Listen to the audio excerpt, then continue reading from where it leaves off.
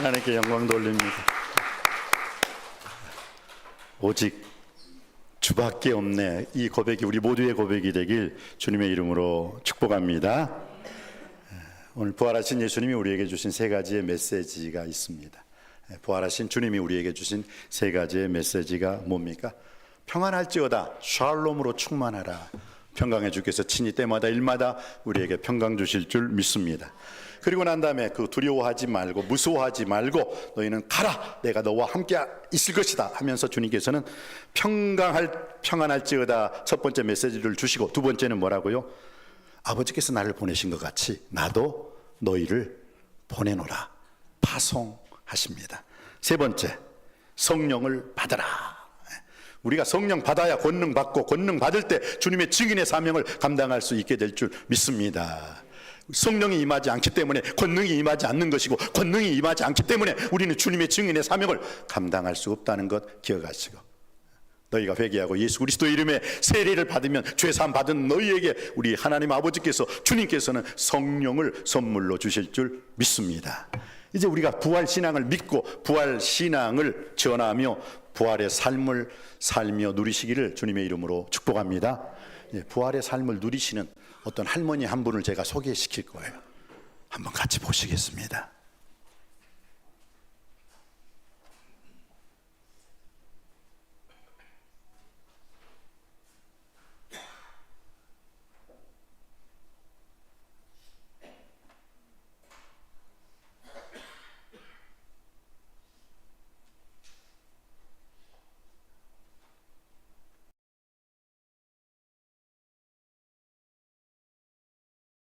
열 번만 오고서 안아도 된다 그래.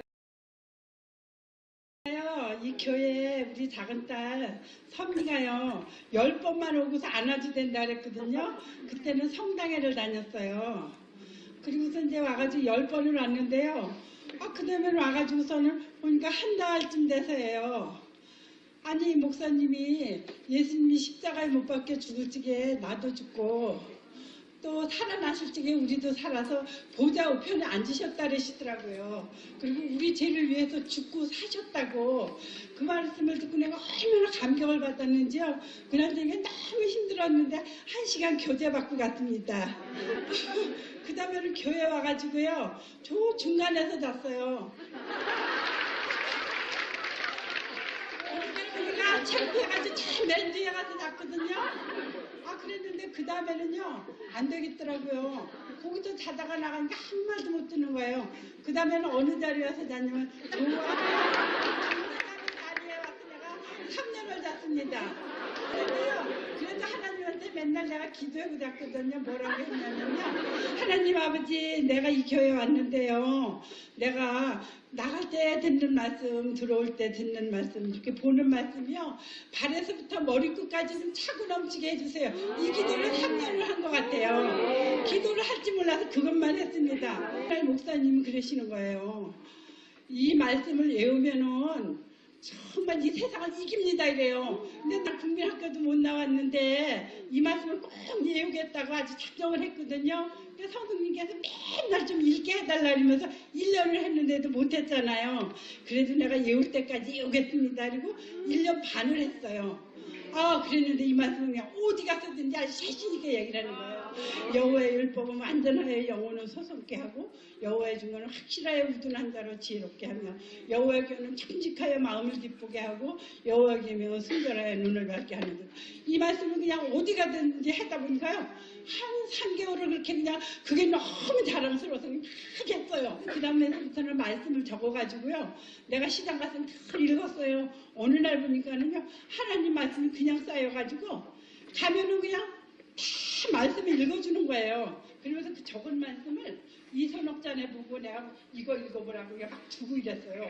그랬더니 언니는 맨날 이렇게 쑥그리고 앉아서 그렇게 있냐고 그래요. 그래서 내가 나는 하나님 말씀을 보느라고 이렇게 쑥그리고 앉아있어. 그랬더니 날 보고 그러는 거예요. 그 교회가 어디 있냐고 물어봐요. 그래서 그냥 가차운 교회 다녀. 우리 교회 오지 말고.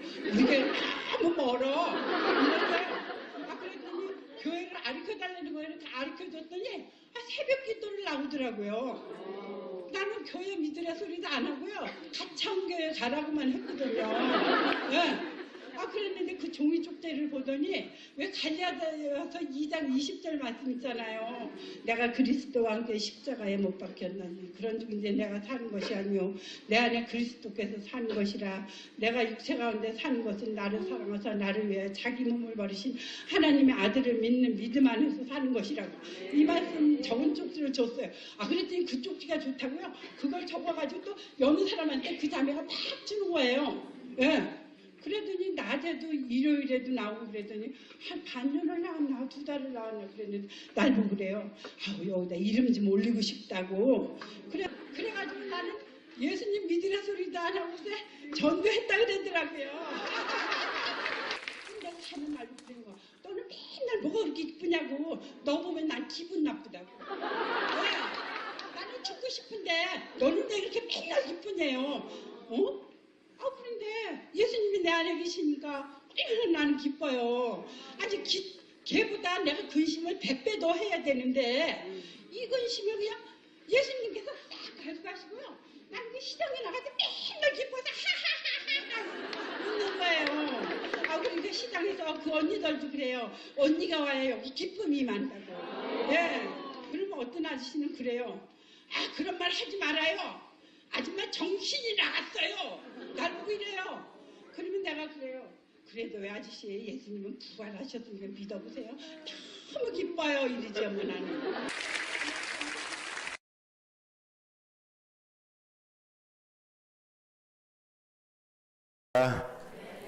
예수님의 죽음 나의 죽음, 예수님의 부활 나의 부활, 예수님의 생명 나의 생명, 예수님의 권세 나의 권세가 되기를 주님의 이름으로 축복합니다.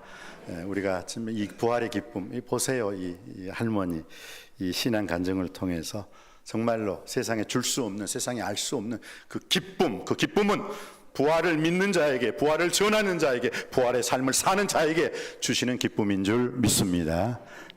오늘 주신 말씀을 통해서 여러분, 예수 그리스도의 부활을 제일 먼저 목격한 사람이 누구입니까? 남자예요, 여자예요?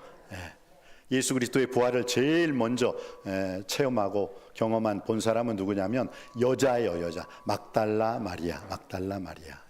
그래서 그 막달라 마리아가 예수님의 부활 그 새벽 때 제일 첫 번째 뵀거든요. 부활. 그래서 부활 첫 번째 새벽에 막달라 마리아가 봤는데 오늘 여러분 한번 읽어볼까요? 그 막달라 마리아가 또 만나요, 주님을.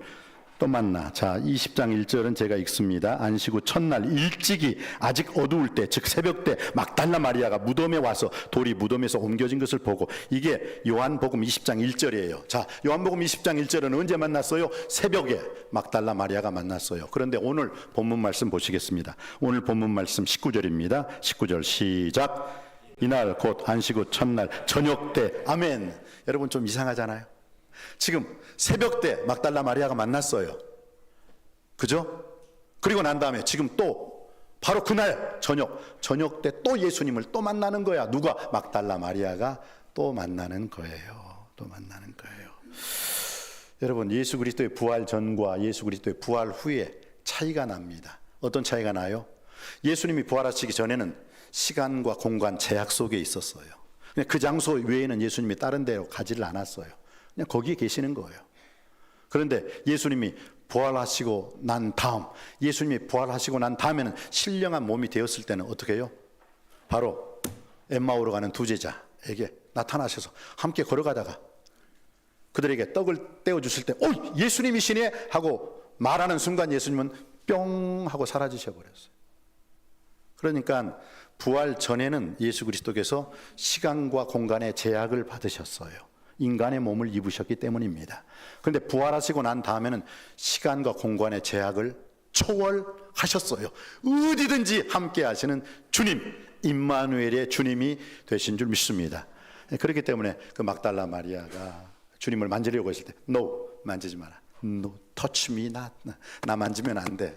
왜냐하면 이미 예수님은 신령한 부활의 몸으로 변화되었기 때문입니다. 그런데 안식 후 첫날이 되었을 때 막달라 마리아가 예수님이 부활하셨다는 걸 알고 갔나요? 모르고 갔나요? 모르고 갔죠. 예수님. 그래서 그랬잖아요. 예수님이 딱 가보니까 무덤 문이 열려 있어요. 그러니까 어떻게 해요? 여자인지라 무덤 안으로 쑥 들어가지 못하고 어떻게 해요? 무덤 문이 열려진 것만 보고 죽으라고 뛰어가요. 누구한테? 제자들이 있는 그 방으로 뛰어가요.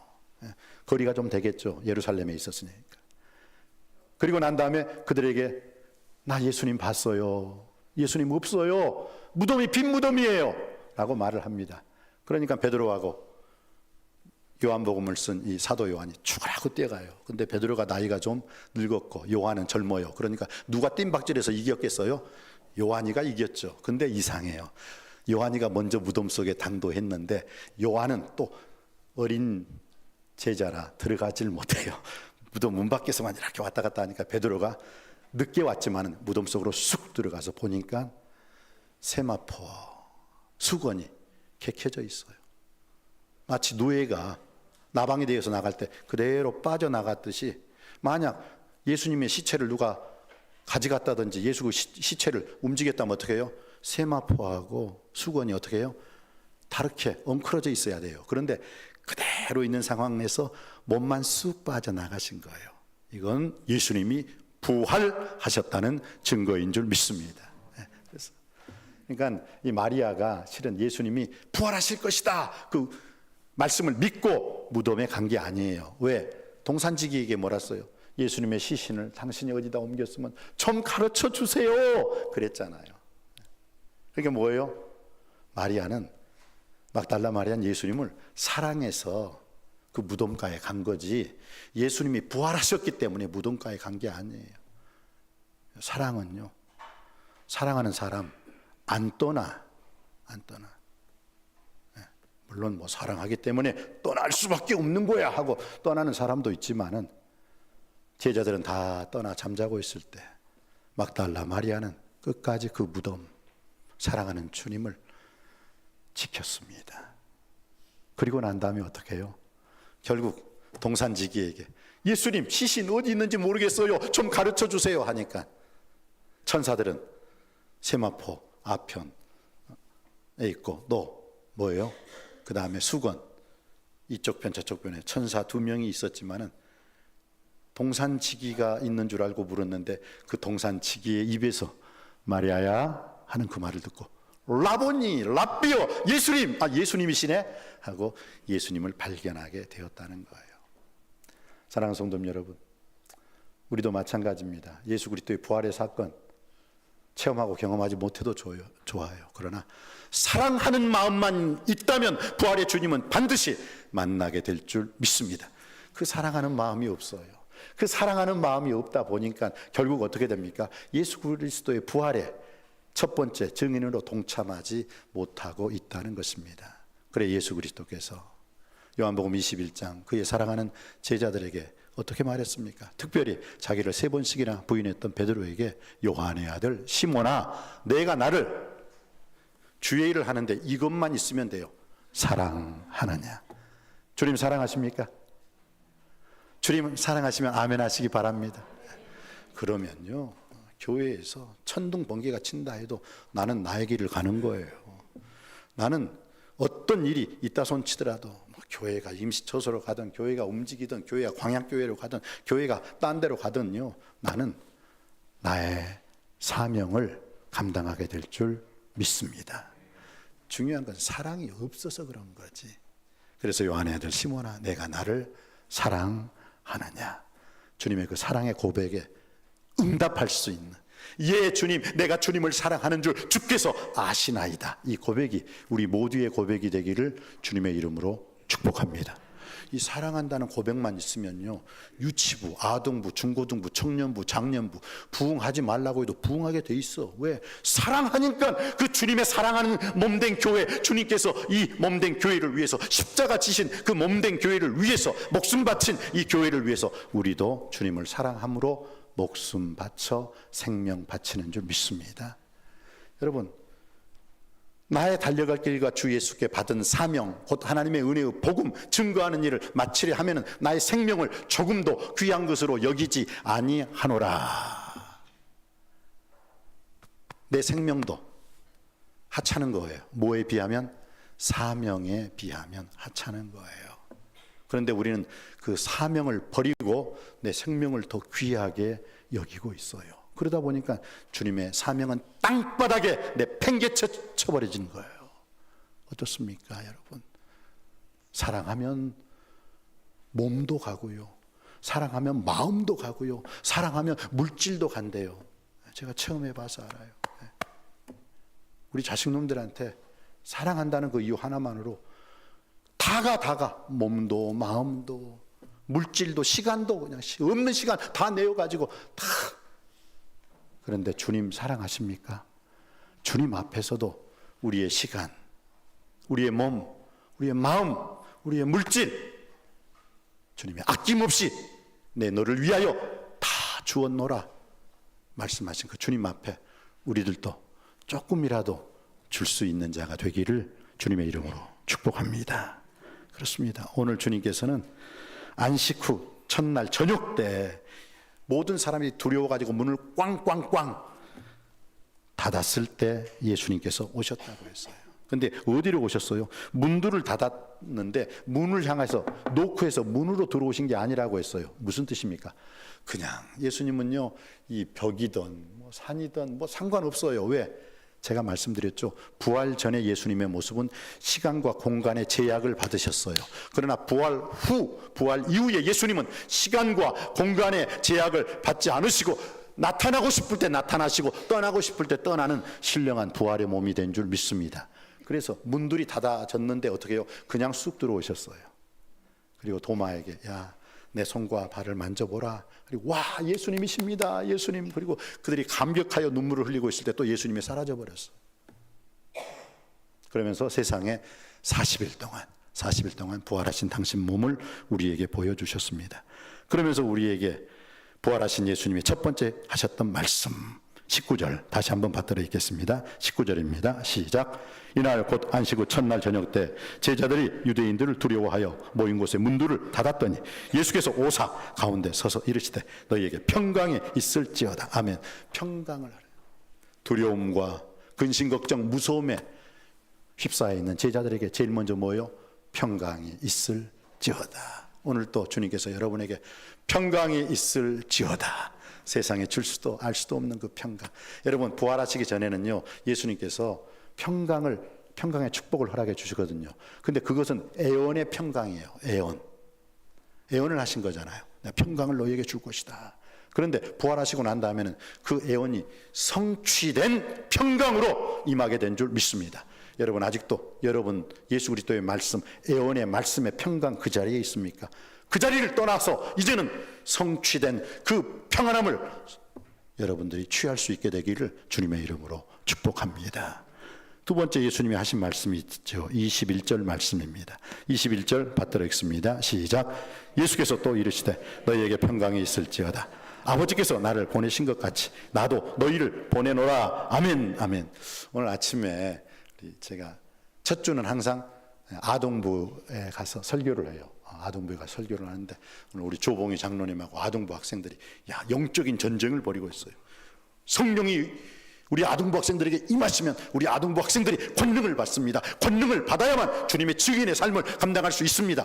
근데 아동부 애들이 아직 그것을 깊이 깨닫지를 못하고 있어요. 그러니까 답답하신 것 같아요. 성령이 임하시면 뭘 받는다고 했죠? 그러니까 김명수 집사님 아들이 권능이요, 권능. 그래서 제가 그랬어요. 다이너마이트야 그게. 권능, 다이너마이트, 듀나미스, 능력. 여러분 성령이 임하실 때 우리에게 능력이 임하게 될 줄 믿습니다. 능력이 임함으로 그 다이너마이트와 같은 그 능력, 권능, 권세를 통해서 우리는 부활의 증인이 될 줄 믿습니다. 이제 말씀을 마치고자 합니다. 예수님께서 부활 후 우리에게 하신 세 가지의 말씀, 평안이 있을지어다. 평안의 복음을 선포하셨습니다. 그리고 난 다음에 너희도 가라 라고 말씀하셨습니다. 나도 너희를 보내노라, 즉 파송을 말씀해 주셨습니다. 그리고 난 다음에 성령을 받으라. 성령 받으심으로 권능 받으심으로 주님의 증인의 삶을 감당할 수 있는 우리 남석교회 모든 성도님들 되시기를 주님의 이름으로 축복합니다. 기도하시겠습니다. 은혜가 풍성하신 아버지 하나님, 부활하신 예수 그리스도께서 세 가지의 말씀을 오늘 본문을 통해서 해 주셨습니다. 평안할지어다. 샬롬의 평강을 허락하여 주옵시고 너희를 보내노라 파송받은 자로서 아포스톨로스 보냄받은 우리 남석교회 되게 하여 주시옵시고, 또한 성령을 받아 권능 받아 주님의 증인의 삶을 살 수 있는 우리 교회 되게 하여 주옵소서. 예수 그리스도 이름으로 간절히 기도하옵나이다. 아멘.